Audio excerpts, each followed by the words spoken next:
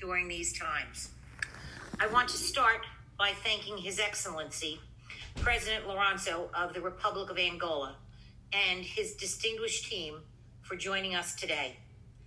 I would also like to recognize my colleagues, the U.S. Ambassador to Angola, Nina Fight, as well as Adam Bowler, the Executive Chairman of the Prosper Africa Secretariat and the CEO of the U.S. International Development Finance Corporation.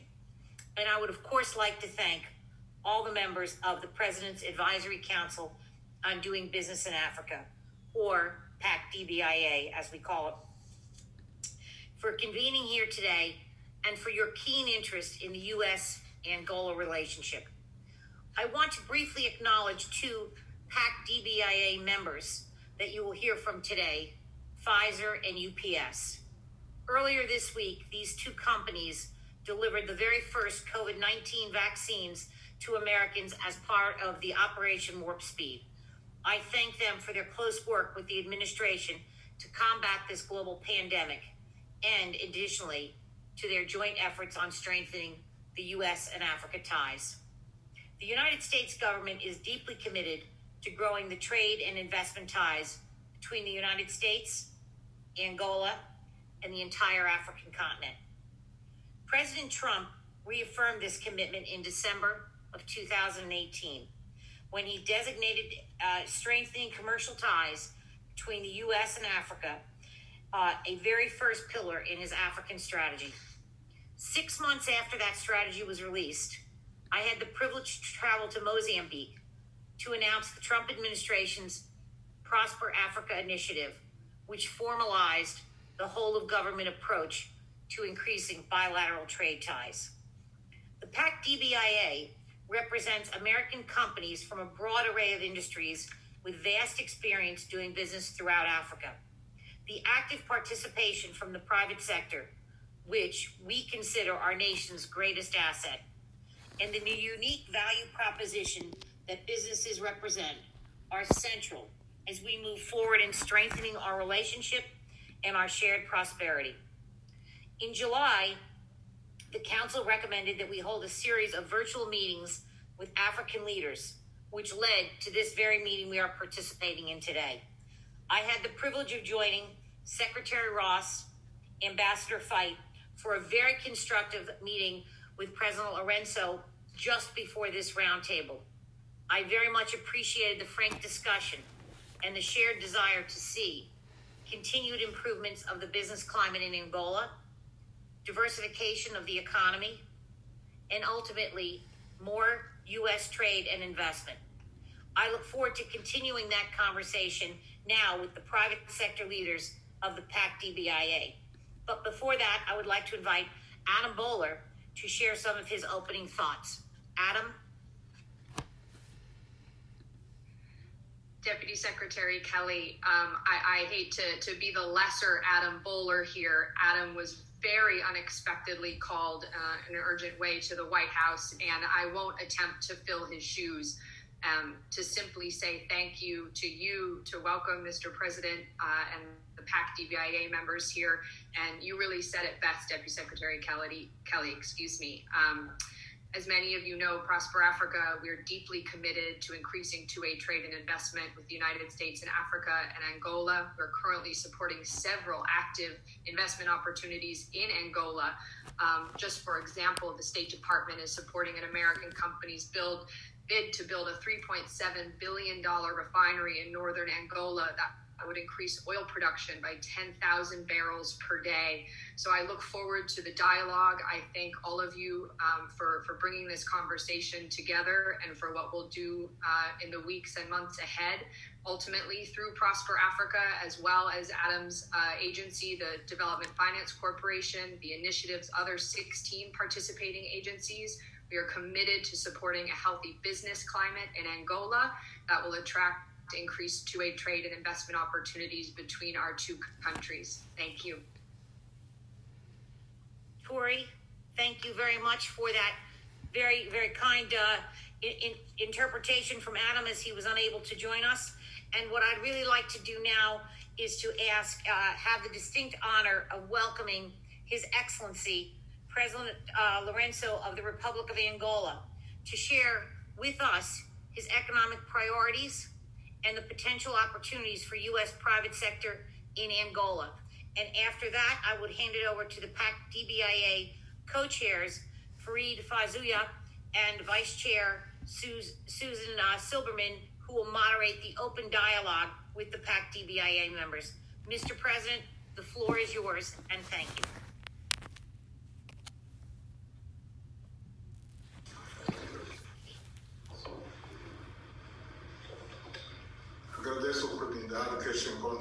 I'm grateful for the opportunity that this meeting offers me to exchange ideas with you about business opportunities in Angola, as well as regarding relations between Angola and the United States of America.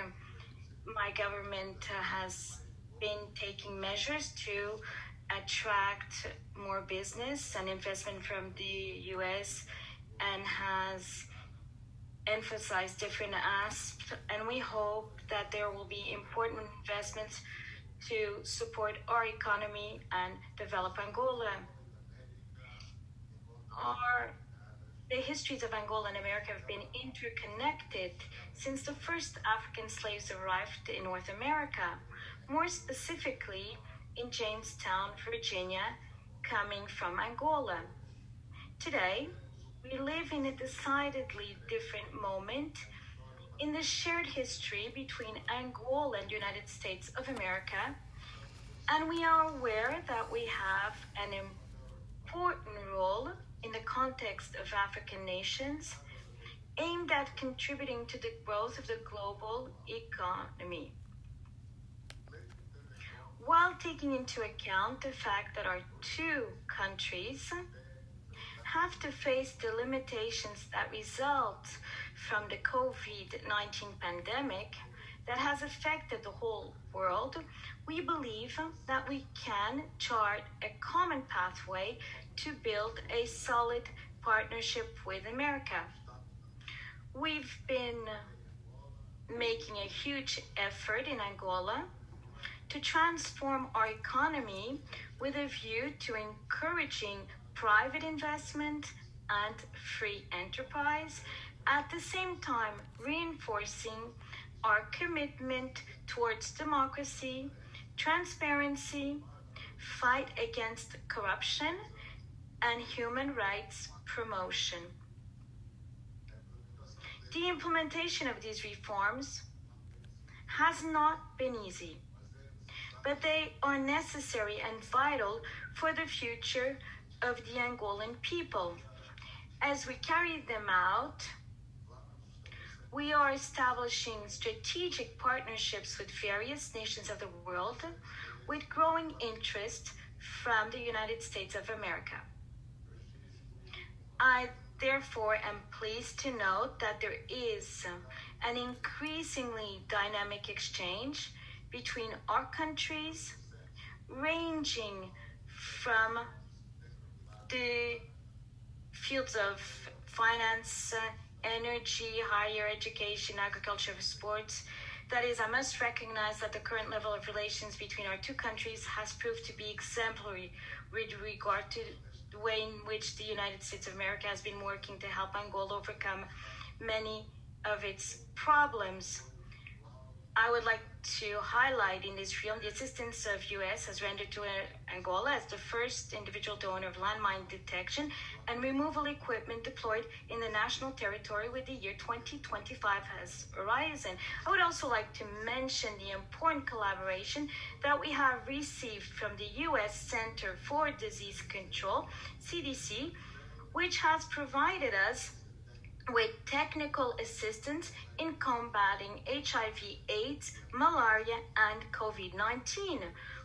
Also worthy of mention is the role the Treasury Department has been playing in conjunction with the competent Angolan authorities by providing our country with specialized assistance in the area of artificial intelligence and anti-money laundering.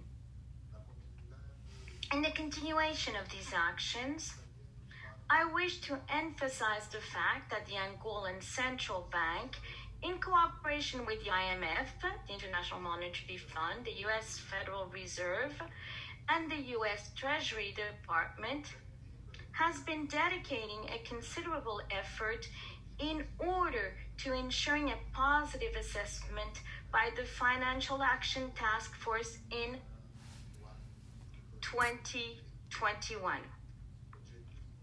And the objective is to remove a significant obstacle on the road of direct investment from the United States to allow the re-establishment of correspondent banking relationships, resumption of US dollar circulation, and removal of restrictions on the repatriation of investment dividends.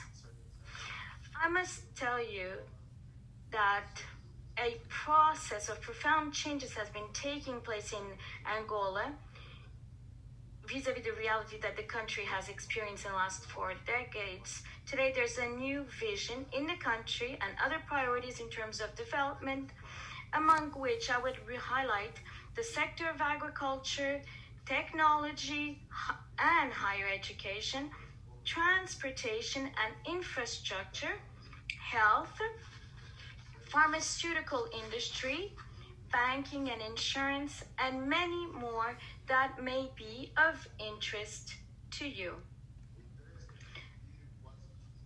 I believe that our almost exclusively hydrocarbon-centered relationship can and should be changed, taking into account the enormous potentials that the Angolan economy offers.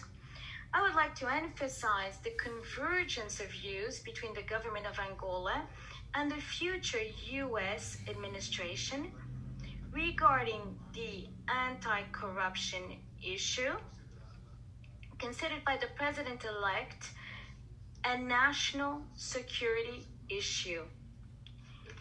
It is in this spirit that we are conducting in Angola a process of rectifying the bad practices in public affairs governance and management with the support of important institutions in friendly countries, of which I would underscore that of the US Treasury Department, which has been providing technical assistance to our financial intelligence unit.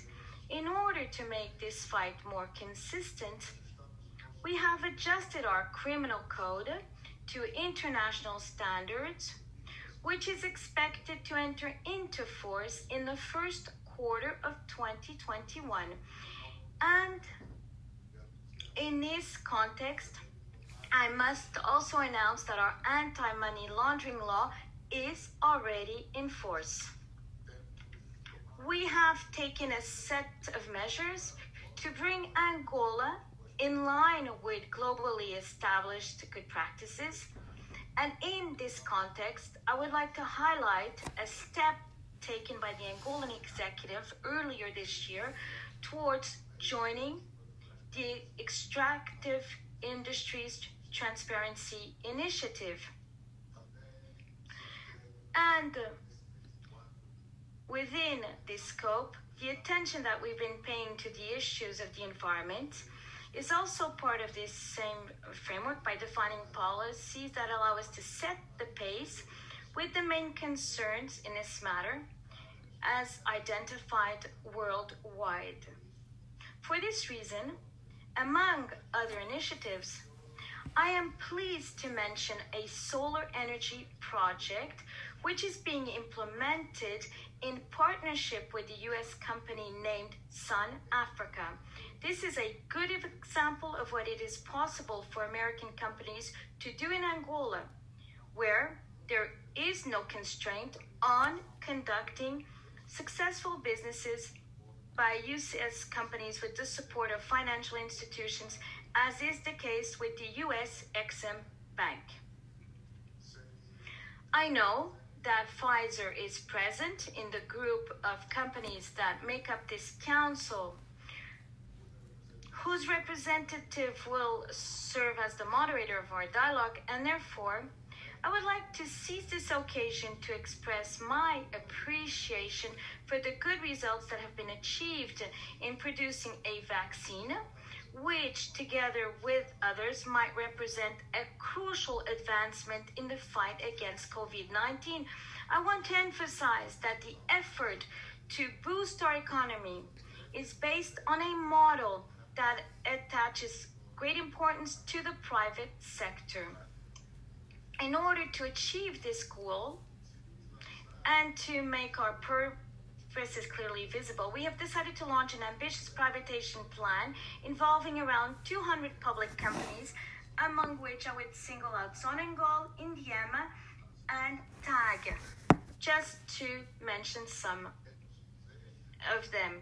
It is our desire that relations between Angola and the United States of America may be deepened so that the foundation is laid, and within the framework of this gigantic reform effort that we are undertaking, that American companies can play an active role in the reconstruction and modernizing the national economy, supporting development and social progress. I have the expectation that after this meeting, your companies and others in the United States of America will not hesitate to seek out the Angolan market to conduct their business, as I believe that this will result in significant benefits for both sides.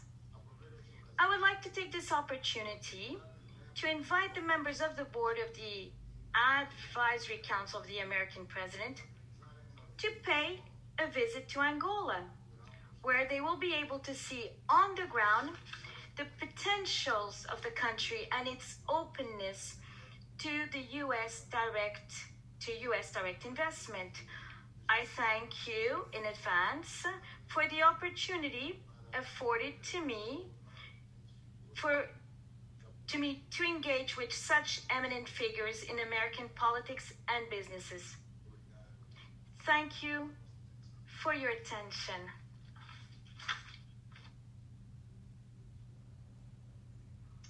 Mr. President, thank you very much for your remarks, which are welcomed by the PAC DBIA members. My name is Farid Fezoua. I'm one of the co-chairs of the PAC DBIA.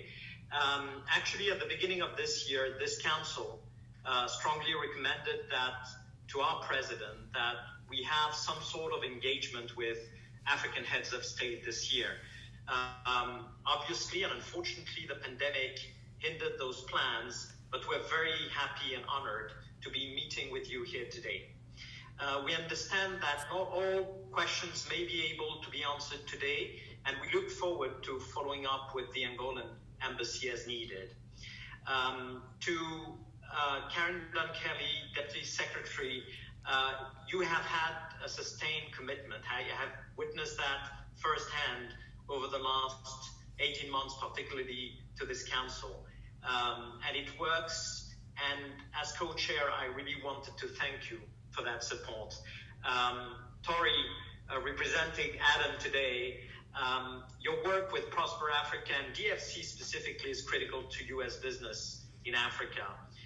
It is our understanding, and myself personally have seen DFC working on a lot of initiatives, including responding to the need of blended financing, which is one of the key recommendations we made to develop attractive financial support packages, both to the African countries and the U.S. private sector. This has been a critical recommendation of the Council, as you know, and I hope this is carried out forward, obviously. Mr. President, we at GE have a robust relationship with Angola, built over many years. Myself have been to Angola many times, as you said, and I've witnessed what you've just explained. The ability for U.S. companies to be long-term partners and working together on helping Angola build its infrastructure, specifically in this case. We signed a company-to-country agreement in 2015, and since then have had a wonderful collaboration in Angola. Our first set of questions are about healthcare. Bearing in mind the pandemic, of course, I will ask a question and then turn it to Susan Silbermann from Pfizer, who's also a vice chair for the PAC DBIA, and Chris Toth from Varian to join me in a healthcare question, and then we will await your response. So my question to you is the following. What are the key features of Angola's plan for developing the healthcare sector and capabilities, and specifically as part of the immediate COVID pandemic response, but also building up both sustainable infrastructure and capacity going forward? And how can U.S. healthcare companies, and you have many on this panel today, can help you do that? Thank you, Farid, and thank you, Your Excellency, President Lourenço. I appreciate the time today. My name is Susan Silbermann. As was mentioned, I'm from Pfizer, and I want to thank everyone for the kind words about the work of the thousands of colleagues of mine that feel like we're a part of ending this terrible nightmare in the world. My question for the President and members of his cabinet are: what positive lessons or new ways of doing things in the healthcare sector have come as a result of COVID in Angola? Thank you very much. And thank you for taking the time to be with us, President Lourenço. I'm Chris Toth, President and Chief Operating Officer for Varian Medical Systems, a cancer care company. We share your commitment to providing high-quality cancer to all Angolans and hope to work together to accomplish your plan of establishing cancer centers across the country. In recent years, we've worked with your team to develop a radiotherapy center of excellence at the IACC, Instituto Angolano do Controlo de Cancer, with the infrastructure needed for long-term sustainability and future capacity building, among other initiatives in the country. Varian and its local distributor recently engaged with your health ministry, and I'm very pleased to share that there has been positive dialogue towards growing our partnership to expand cancer care in the country. As we think about the many facets of this partnership, how do you think companies like ours can best work with you and your administration to achieve our shared goals?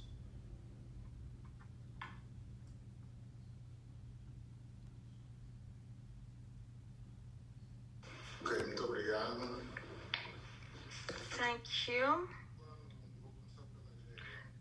I'm going to start with our National Development Plan for 2018-2022. Defines 4 fundamental programs for our health policy, namely to improve medical assistance, to improve child health, to fight certain issues, to strengthen the sanitary information system regarding R&D. Concerning the COVID pandemic, the Angolan government set up a sectorial committee led by myself to provide different solutions.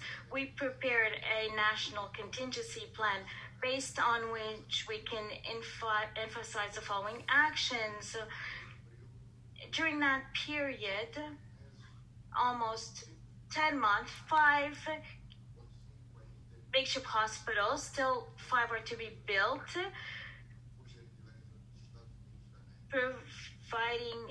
we were provided support from American. We also provided different units in different provinces concerning COVID-19. We increased the installed capacity of our hospital unit to diagnose and to treat COVID cases.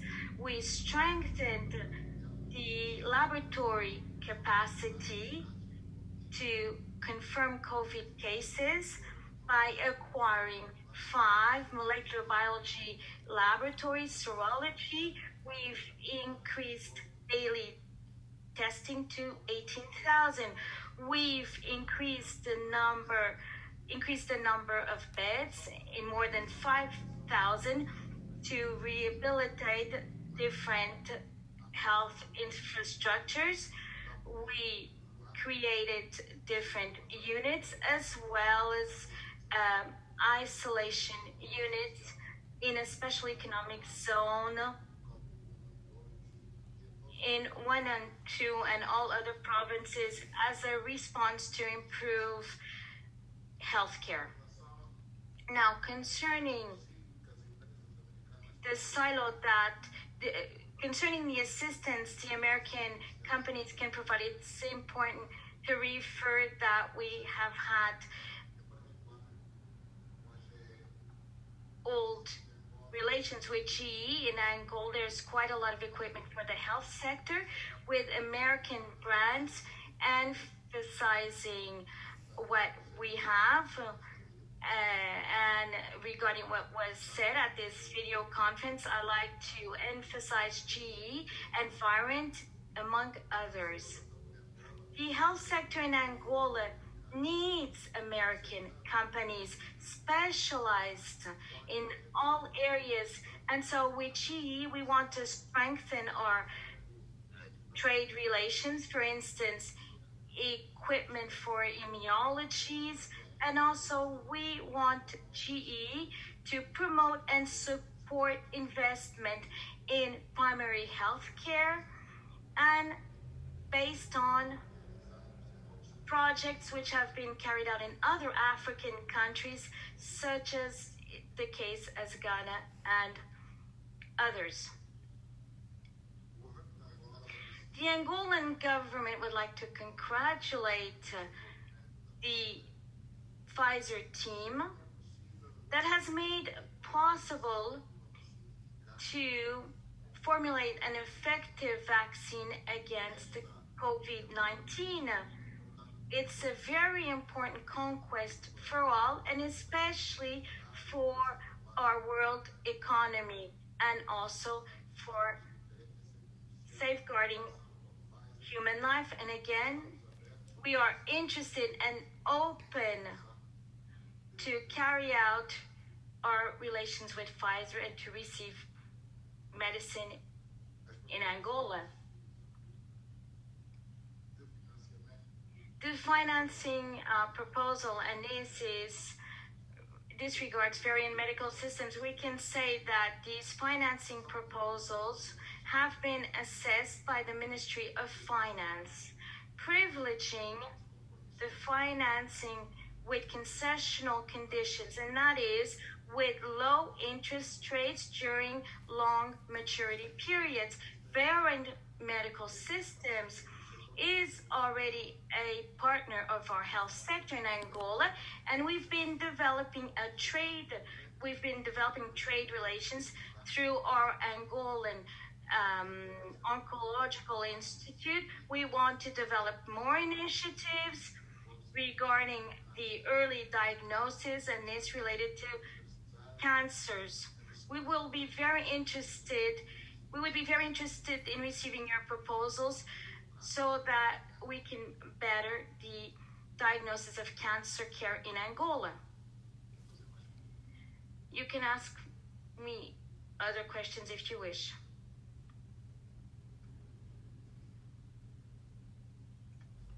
Thank you, Mr. President. We will now turn to questions about infrastructure and the digital economy, particularly.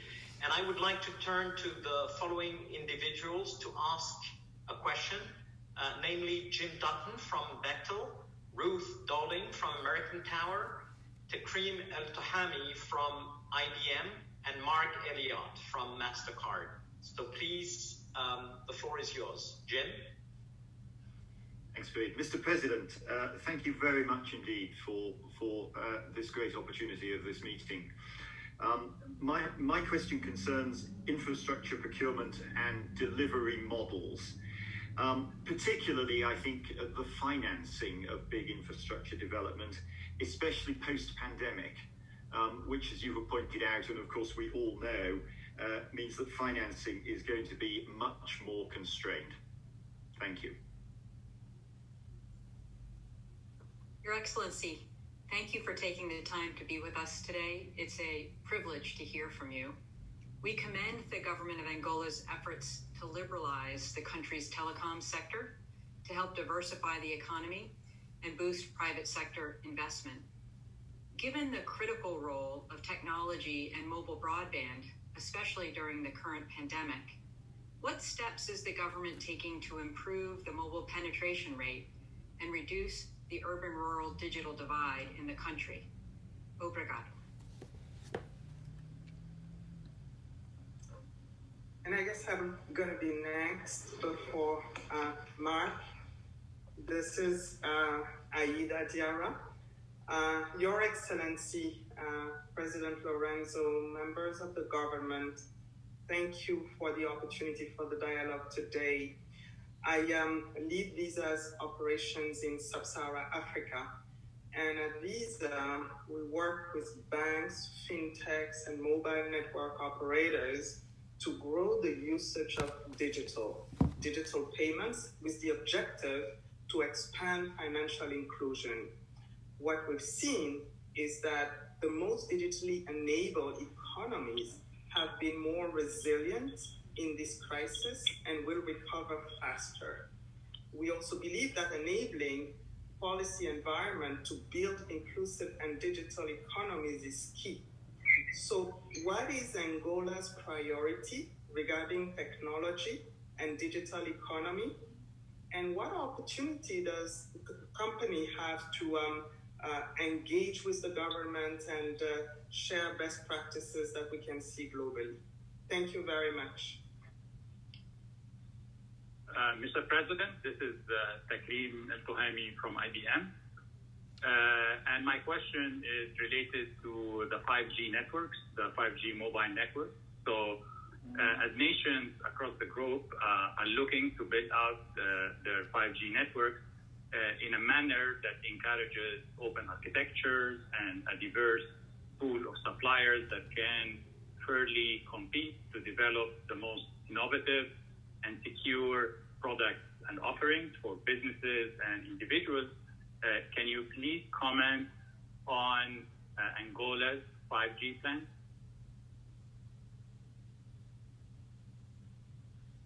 Thank you, Your Excellency. This is Mark Elliott. I lead the Mastercard operations in Southern Africa. Thank you for having me here today with this illustrious group. So I'm not going to be asking a question, but I'm going to be rather mentioning some items which are very core to Mastercard's strategy in Africa and more globally, and obviously in Angola. Financial inclusion is a major policy driver in Angola, as we know, and through our partners like BNA, Mastercard stands ready to support Angola's efforts to bring as many people as possible, especially in the underserved communities, into the financial system, leveraging the latest that technology has to offer. But today, slightly over half of Angola's GDP is generated in the shadow economy, a precursor of lost government revenue and taxes, poor labor rights and protection, money laundering risks, and the financing of illicit and criminal activities. Cash is the foundation of this parallel economy. The shift to electronic payments drives inclusion and transparency in the economy in several ways, including discouraging and curbing parallel economic activities, accelerating the migration from the informal to the formal economy, and thus spurring broad-based growth and economic opportunities.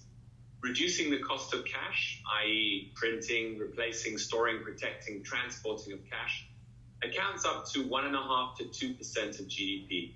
We strongly support the President's strategy to leapfrog transparency in the current country and to accelerate the shift away from the shadow of the parallel economy. From small business to government services and disbursements, digital payment solutions provide safer, simpler, and more secure ways to transact. We stand ready to partner with the government of Angola to explore these opportunities. Thank you very much.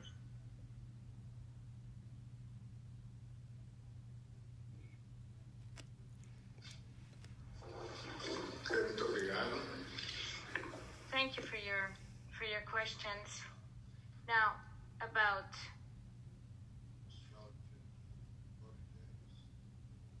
about Sir James Dutton's question from Bechtel, Angola has established a national system for procurement so as to provide greater transparency, quality in terms of procurement. And this system has allowed, up to the first semester of this year, 69% of all public investment projects have been awarded through procurement. Within the implementation of our development plan, it's expected up to 2022, 200 or so budget units will be using this national system, e-procurement, so as to provide sustainability in public financing. And whenever American interest will be an opportunity so as to be able to carry out transparency in the procedures that I've just mentioned about procurement. Now, commenting what was said about what Ruth Dowling mentioned from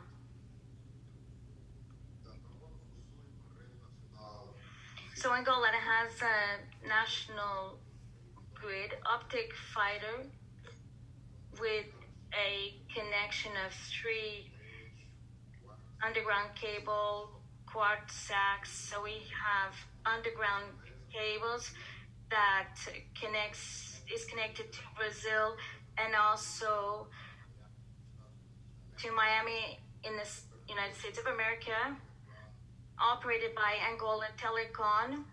And this is what I wanted to mention. And with the finalization process that the American company AfriCell, with this finalization process, Angola will be able to have 3 operators and will be able to ensure greater availability, will be able to ensure better services. And we are building a telecommunications satellite with HTS technology. Now, the business opportunities are within the infrastructure's operations, mobile services, TV subscription, and internet services. And also commenting what was mentioned earlier by El Tohami from IBM on 5G. 5G is the 5th generation of mobile internet, or 5th generation of a system which is very important for our daily life, and also to provide technological innovation. And considering this potential, the Angolan executive will develop different programs so as to be able to adopt 5G, so as to position the country in a new technological era, so as to provide innovation and knowledge. We have redefined the conditions so that the country could be better prepared to grant licenses for 5G as soon as the operators request them. So we are open to your proposals, open to US proposals, and a few days from now, we'll have a mobile telephony operator in our country.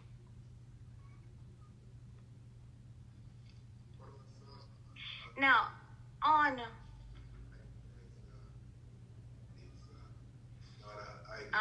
visa, Mrs. Diarra, we would like to comment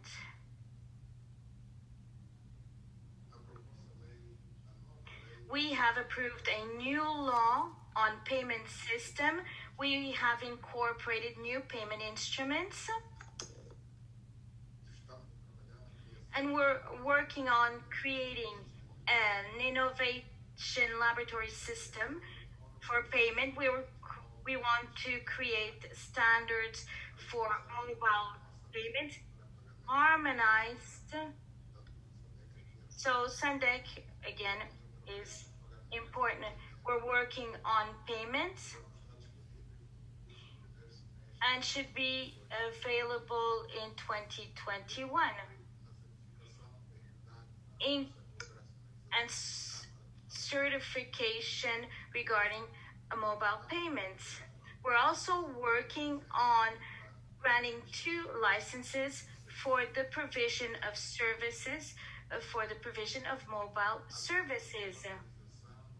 The banking rate in Angola has been estimated to 50% of the adult population in a questionnaire which was prepared by the World Bank. The market is open to the private sector without restrictions and leads to what has been said. So American investment in that area is welcome. We would really appreciate it. Now, concerning Mastercard, we've heard your remarks. And we'd like to thank you for the remarks you've made. Thank you so much, Mr. President, Your Excellency, members of Cabinet. We are running a little tighter on time than we would have liked, so what I'm going to ask is my colleagues from the PAC DBIA, we're going to go through all the remaining questions and then give the President the chance to answer. I also wanted to make sure, and the last question will go to my colleague, Laura Lane, who is the PAC DBIA Vice Chair, together with Farid. PAC DBIA Co-Chair, together with Farid. I'm acting as the Vice Chair of the PAC DBIA. So we're going to start. With Peter Sullivan, Jason Brantley. Then I'll ask Jake Cusac's question since he is traveling today. Sami Manich, and those will be the questions on economic reforms and other priorities. And then a series of important questions. We'll start with Brittany Underwood, Rahama Wright, John Nevergold, and then I'll turn the last word and the last question over to my friend Laura Lane. So go ahead, Peter. Thank you, Susan, and thank you, Mr. President. As you know, Citi is a global financial institution, and we stand ready to deploy our resources, experience, and expertise to assist the government of Angola in achieving its economic and development objectives. We also seek to support the U.S. companies who want to invest in and trade with Angola. So to that end, my question is, what are Angola's plans and measures for improving the business environment, specifically related to FX and rule of law? And how could the U.S. government help support the implementation of these actions by the government of Angola? Thank you. Thank you, Your Excellency, for your time today. It's really an honor. I work with John Deere, and we're focused on agriculture and rural development. And my question is around, we all understand the large opportunity to expand agriculture in Angola. And mechanization is, of course, an important factor in that. However, that also brings needs for aftermarket sales, support, service, and training. And those are critical to enabling farmers to increase their productivity. How does the government approach equipment tenders to ensure that the best value over the life of the project is rewarded as opposed to selecting the lowest initial price? And can you generally comment on how the economic reforms are proceeding with respect to developing the agricultural sector? Thank you. So I'm going to stand in for Jake Cusack, the founding and managing partner of Cross Boundary Group. And Jake's question is on renewable energy in Angola. What role can renewable energy play in Angola's rural electrification and export diversification strategy? What incentives exist or are being contemplated to crowd in private sector investment? Thank you.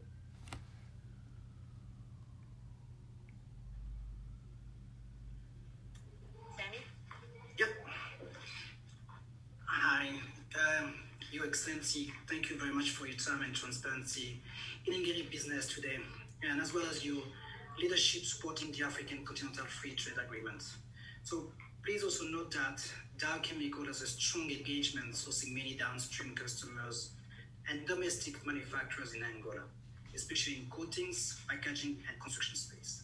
So my question today is, how do Angola's economic agenda, including your leadership on the African Continental FTA, with the regulatory reforms and trade facilitation efforts, aim to drive commercial partnerships in the areas of sustainability and circular economy?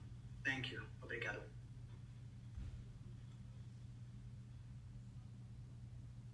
Brittany, we'll go right to you. Hi, I'm Brittany Underwood, the founder and chairman at Akola Jory. I'm an international brand supporting women based out of Africa. My question is, what kind of support's available for women-led SMEs in Angola, specifically artisan enterprises that contribute to global economic development, poverty alleviation, and women's economic empowerment? Thank you.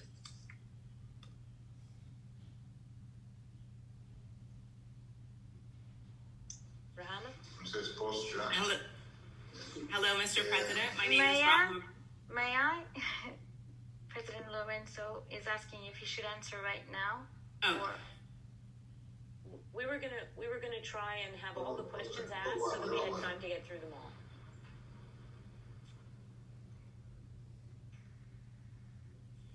Go ahead, Rahama. Hello, Mr. President. It is an honor to speak to you and your cabinet. Thank you so much for making the time. My name is Rahama Wright, and I am the founder and CEO of Shailene, a social impact business that I created that supports economic development for women in rural communities of West Africa. We create body care products that we connect to the U.S. marketplace. And so the question I have is there any interest in developing a joint high-level U.S.-Angola effort focused on highlighting women entrepreneurs and women business owners? Thank you.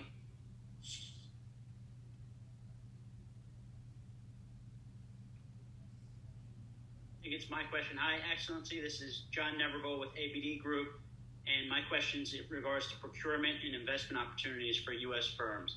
And it'd be great to hear about any specific upcoming government procurement or government-supported investment projects that are priorities for Angola and potentially a good fit for U.S. investors and counterparts. Finally, Your Excellency, I wanted to ask a question about some of the efforts that Angola has underway to facilitate cross-border trade through customs modernization.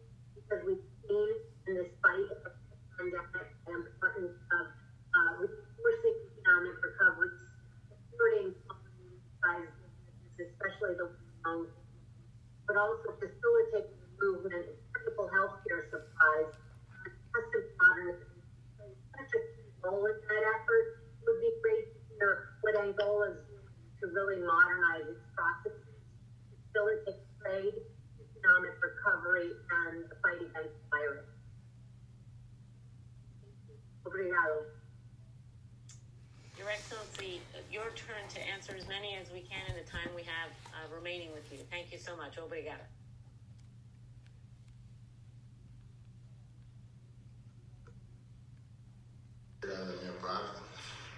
Again, thank you for your many questions. Starting with Citi, Angola has adopted a regime and the FX and a financial account was opened and there is no preliminary authorization of the central bank for funds coming in and out. These different developments have allowed to include the payment of dividends and other. And with the central bank's agreement, we have no pending cases of investments that want to repatriate funds because of difficulties in accessing the exchange market. We can mention the following to sum up. We've adopted we've adopted Gafi's recommendation, the FATF, so as to combat money laundering. We've adopted these aspects and paying attention to strengthening supervision from the central bank. The effective implementation of the Basel recommendations on banking supervision, the elimination of licensing currency operation, including investment of foreign currency, is also a reality. The implementation of a currency rate defined by the market, the increase of currency demand without interference of the central bank, and this to the market, the adoption of the electronic platform and the American platform to negotiate foreign currency. Now, on John Deere, which is present in Angola, we would like to say that in terms of agriculture, let me refer that Angola is one of the countries with most potential with the land it has. In the next decades, we're thinking of doubling the agriculture land we have, and we welcome the privatization which is ongoing or others, and wish to participate in the different chains, namely fertilizers, grains, pesticides, agricultural mechanization, which would improve this sector. We want to attract investors with a productive capacity and concession, privatize large agricultural units, and with levels of productivity up to its potential. And we want to attract foreign direct investment for new farms and to improve water sustainability linked to the agriculture sector. And the maize transformation project from the SOAL, it had been forcefully to carry out in 2008. It was not implemented, and surely due to the fact that there was an enormous demand for maize regarding the production of animal rations, then transforming it into ethanol. And still related to the agricultural equivalent, that is the mechanization, is the market commercializing this equipment it's entirely free, promoting a healthy competition among its agents to provide good bids. Many American brands are present, but their presence seems to be strengthened, and we are inviting the investors to increase their presence as well as new investors. And this year, an investor from the UAE installed the first assembly line for agricultural tractors, Master Ferguson, in its own in Angola. So Angola has room for investment regarding these lines, and this really encourages the fact that more equipment can be sold in that country. Now, regarding renewable energy, we would like to say that renewable energy play a relevant role.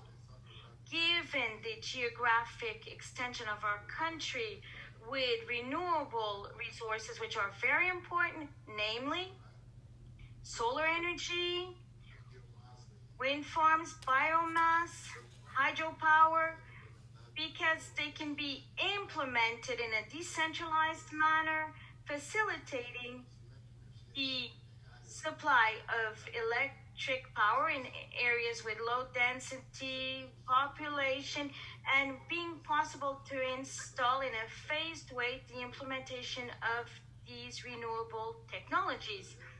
Regarding the energy matrix, a hydric production represents 60%. So we have dams and hydropower. Energy production from solar system photovoltaic is growing. And to identify the different energy sources, the sector developed renewables that determine the potential of each source available in geographic regions. With the electrification of rural areas, we have created incentives for the development of water industry that will help to transport products and so on. So as to attract private investment and the support of international institutions like the World Bank, the ADB, the French Agency for Development, among others. So we are preparing a study to define the specific conditions where regulation and tariff systems so that we can attract investors.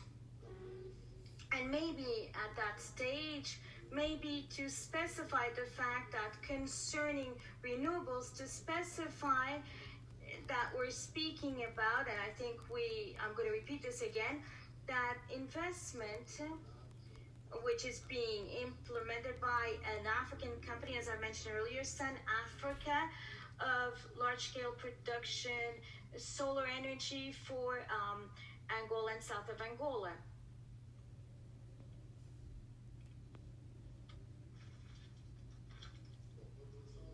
Now, about the circular economy, we've assessed that in Angola, 6.4 million tons of solid waste is produced. And the study from the Ministry of Economy and Planning estimates that 3.2 million tons, that is practically half of the tons produced, come from the cities and has a evaluation potential. And we are the largest urban producers with 2.5 million of tons per year. 2.5 million. 45% of that production has a potential to be reused as raw material for the industry. 35% has a potential to be reused as fertilizers, and the rest, 20%, could be used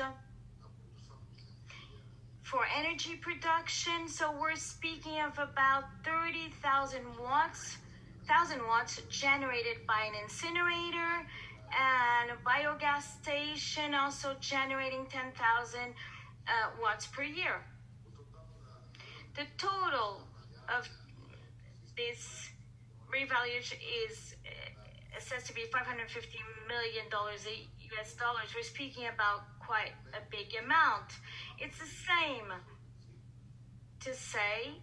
as saying that Angola not reusing these residues is losing about half, 500,000 euros a year, 500 million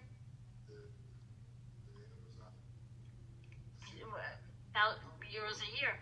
So there's an enormous opportunity to promote investment, to develop the valuation of urban waste, and we will be launching an international tender so that we can identify a public-private partnership to transform our present landfill in Wamba in the Malenko zone, which is the largest in the country, to a waste valuation center.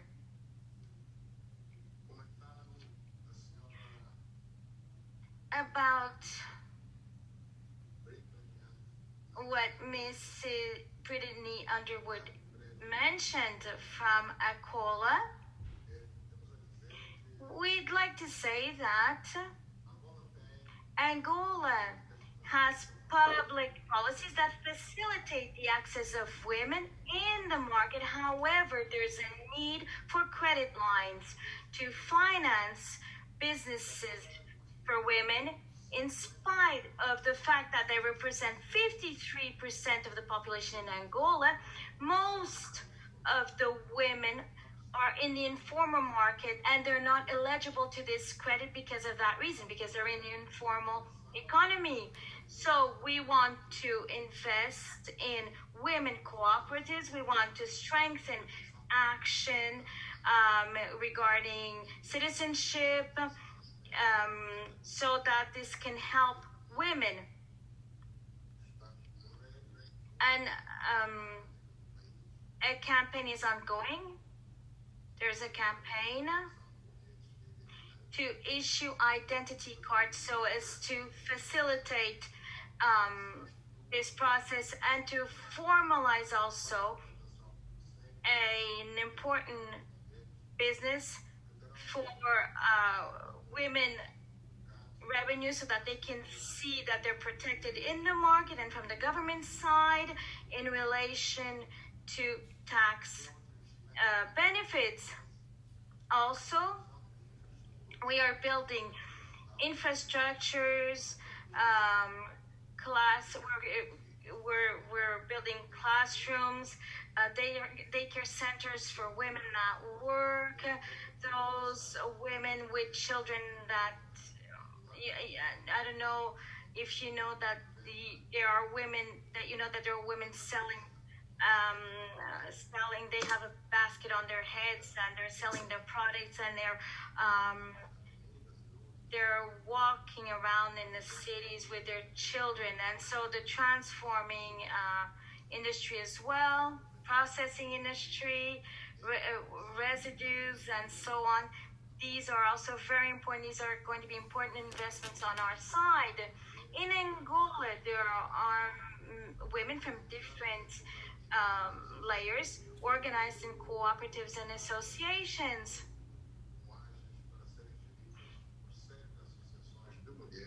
7 associations are being managed by women in 3 provinces, as mentioned by the president. Now, as to Rahama, right, what you asked, the question you've asked,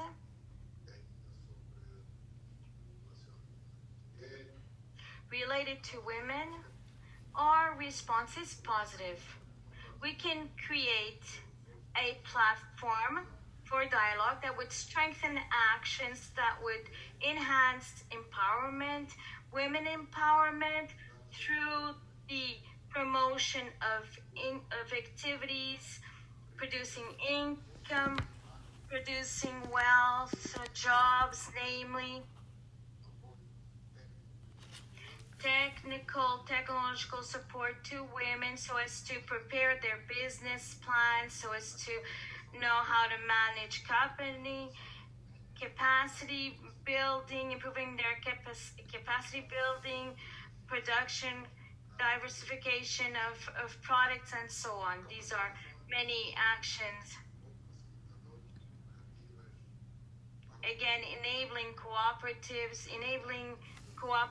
so that they can accompany these women in preparing their business plans, and also supporting different companies. The ITEC's role is relevant to attract these companies to Angola, that is American companies to Angola, so either to invest or to strengthen our partnerships, not only as a way to expand markets, but especially as a way to share and to put into practice knowledge and technology. And on what John Nevergall has been mentioning from ABD, we would like to say that our priority is the development of the private sector. Investment is relevant. Investment in infrastructures that can decrease the cost of private investment and to increase productivity. And the government seeks till the end of 2021 to structure investment in infrastructures, public-private partnerships, emphasizing the following projects. Regarding the environment, rehabilitation, exploration of the waste valuation I've mentioned earlier a few minutes ago,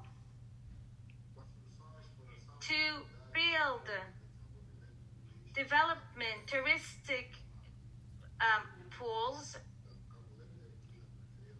in the periphery of Luanda and Kavango, which is in other provinces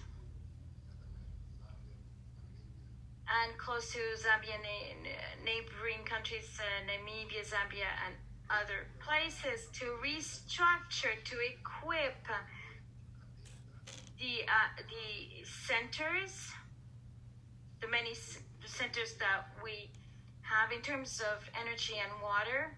We foresee the construction and exploration of hydropower, and this will be after the ones that already exist in Uca, Kapanga,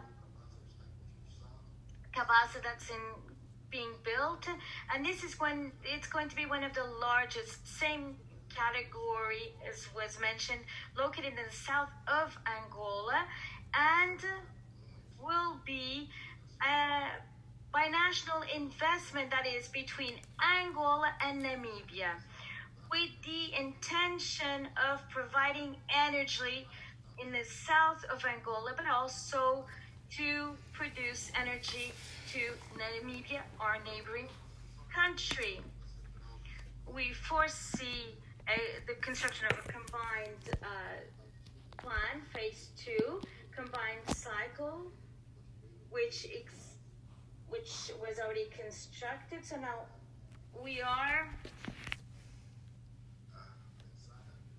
we're thinking about the construction, operating this cycle, combined cycle plan phase 2, construction, operation of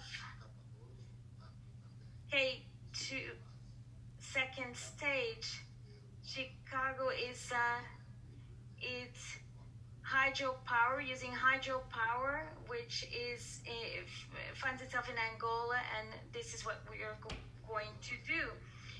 Regarding public works, we foresee to build a highway north-south, which will facilitate the connections between the countries south of Angola, South Africa, Namibia, and up to the north, connecting the Democratic Republic of Congo. We are foreseeing to build a tolling system, Masabi and Santa Clara. So these are tolls. These are neighboring customs posts that is north of the country, border posts. In transportation, we foresee to build a river connection, railroads. So we're foreseeing these different connections that will be taking place with different railroads connecting Malange to Sawin, going through Sawin.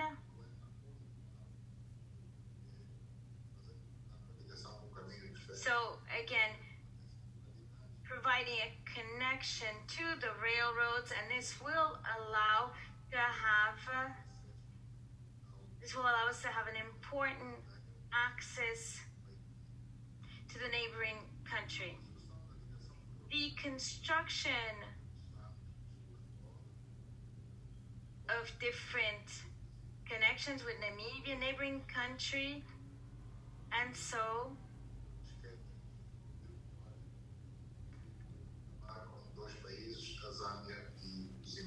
this with Zambia and Zimbabwe. The construction operation of the logistic platform in Angola, center of Angola, in the Manich province, and others. In Zaire, and also, again, as mentioned, the construction, as I've mentioned, and of different platforms. So these are different projects, different flagship projects, infrastructures that will provide connections for the population. These are flagship projects, very important ones, for which we would like to the state not to be that our investment wouldn't be 100% public. That is, we wouldn't want the state to be its sole investor. That is, concession, construction for works, for these works 60, 90 years, and this would be the ideal period of 60, 90 years. That is, we wouldn't want it to be 100% public investment.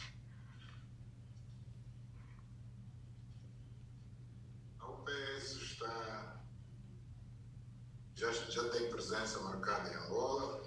UPS already has a presence in Angola, and we would like to say that Angola has ratified a protocol on trade relations, has taken into account the very complex levels that exist, that is, of the interconnectivity of those economies, that is, those that are geographically closer, presenting in 29 its first tariff offer in terms of movement of goods.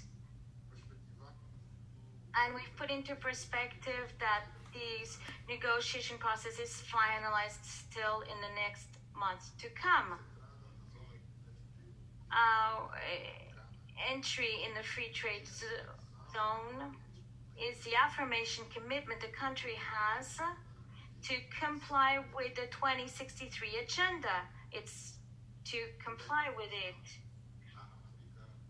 With the designation that Africa we seek, with different processes from diversification of our national productive sectors.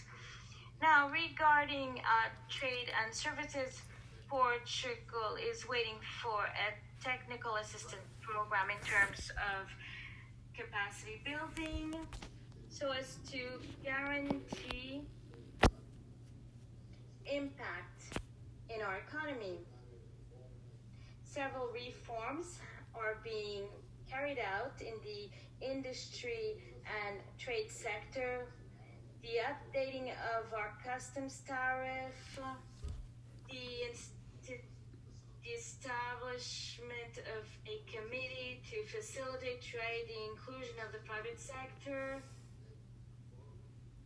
and same reforms, as well as our active commitment in these negotiations reflect our level of commitment in different regional processes which are ongoing. We'd also like to emphasize coordinated management to create border posts, to streamline different procedures, import, exports, and movement of goods within the regions. And this suggests the possibility that foreign companies implantarem-se igualmente em Angola, tendo em conta a nossa situação geográfica. So bearing in mind our geographical situation, which will naturally place us in a favorable position for the development of regional chains, and this will become a natural logistic platform in the region. This inclusion of Angola in the regional value chains should be considered on both perspectives in terms of trade, both of merchandise with the production of components for several industries, particularly linked to agro-industry on the first stage, and the service industry, transportation and others, bearing in mind the economic potential of the existing corridors of Angola, with a main emphasis on the Lobito corridor and also Komene, Malanje and Namibe corridors. I'd like to underscore that Angola signed the framework agreement on trade and investment of TIFA with the United States of America, which contemplates several measures so as to improve access to markets and support to investments, the coordination and advisory in the implementation of these measures to improve the regulation and technical standards, to strengthen trade relations and agriculture and agribusiness, to protect the rights of intellectual property, coordinate the consultation on positions in the multilateral trade negotiations, namely in the World Trade Organization, improve technical, administrative and legal procedures that allow an improvement of the climate atmosphere in Angola. The implementation of these measures within this agreement with the United States of America will certainly allow American companies operating in Angola a higher participation, not only in the economic development of our country, as well as a better participation in regional trade where Angola is. Thank you. Obrigado, President Lourenço. Excellencies.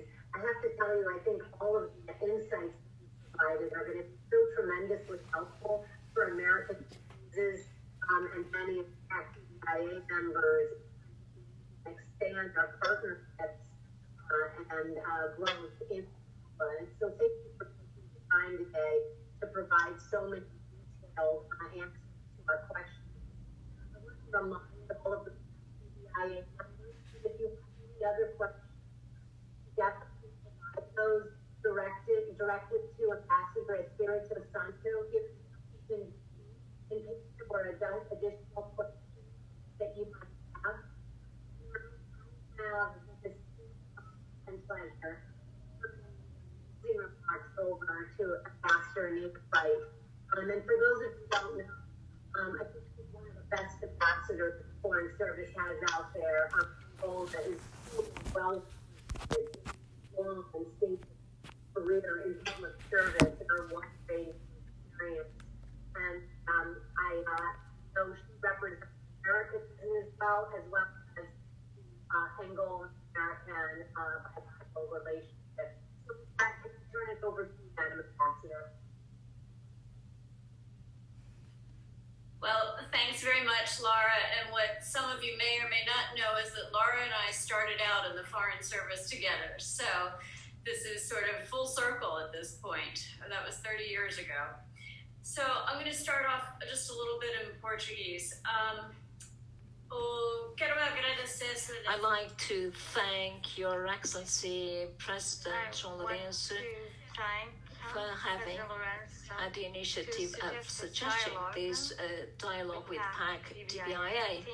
I believe that we all of us really appreciated your words. As Laura has just mentioned it. And we have a higher understanding of the current situation in Angola. For your active participation. I hope this has increased your enthusiasm for doing business in Angola and for visiting Angola in person. We certainly look forward to welcoming you here. I think today's discussion has been helpful for raising awareness, but also for spotlighting some of the reform efforts that President Lourenço has initiated during his term. And challenges still remain, but I think we see this discussion today as a very good beginning for how we can work together in the future and how we can build some kinds of concrete action plans for continued engagement. Because, if you think about it, the U.S. and Angola have enjoyed some really very deep commercial ties when you look at the oil industry since 1950s. And, I would love to see more of your companies developing those same types of ties in the next 50 years and those same kinds of enduring relationships. I'd also like to see more kind of support from American companies, which will in turn, I think, help President Lourenço achieve his goals of diversifying the economy here and helping kind of Angola maintain its role as one of Africa's leading economies and largest economies. In all of this, please remember that you've got an embassy team here, and we are ready to support all of your companies. And I have to give a very special shout out to our Senior Commercial Officer, Tom Strauss, who please be in touch with. But also, there is that full team. So we have lots of disciplines. We have people who are working in health, who are working in economic issues, other things that will also support your efforts. And mainly, thank you. And I look forward to hosting you in Angola. I've been asked to read Deputy Secretary Kelley's remarks because she was unfortunately just called away to another meeting. And so, President Lourenço, Deputy Secretary Kelley, thanks you again for your time and interest in speaking with everyone today.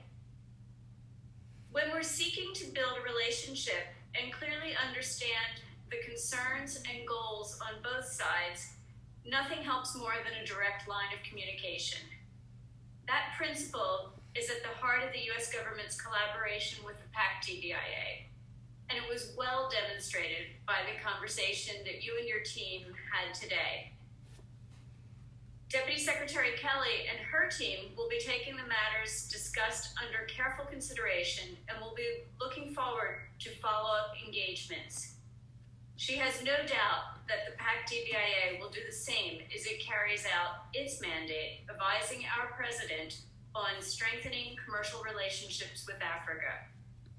She wants to also wish everyone a wonderful rest of your day or evening for some of you and me, and a very safe, happy, and healthy holiday season ahead. And with that, we've concluded our roundtable for today. So thank you very much.